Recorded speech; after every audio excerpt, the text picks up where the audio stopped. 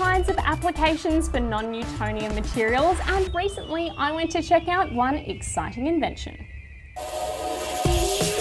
Today I'm meeting Rob, who's invented a new kind of helmet that leads a double life as a beanie. Rob, this is a helmet, but also a beanie. How could that be possible?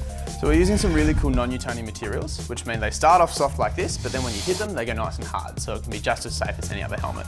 So how does something start soft and then become hard? Essentially, they just have really big molecules, and the bigger the molecules you have, the more surface area, and that means more friction. So when you try and hit them really hard, they have all this friction, so they stop. But when you hit them nice and soft, they can move through nice and easily. All right, so it'll become soft again after you've had your fall and you'll be nice and comfy. Absolutely. As soon as you stop hitting the ground, it'll go back to being soft. Okay, can we test it out? Sure, I'd love to. There's a very accurate scientific approach to testing this helmet. That's right, whacking it with a wooden plank. And it definitely holds up to this rigorous scientific test. Underneath the woolly exterior is a lattice of specially designed rubber that contains a non-Newtonian fluid. Yup, that's a solid that contains a fluid. A non-Newtonian fluid changes how hard it is depending on the pressure it's under.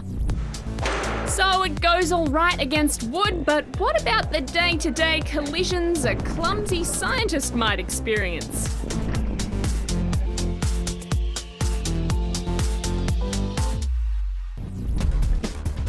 But the ultimate test happens out here on the icy slopes. This inventor took his beanie helmet hybrid to the pros to see just how well it fares as a head warmer and a brain protector in the snow.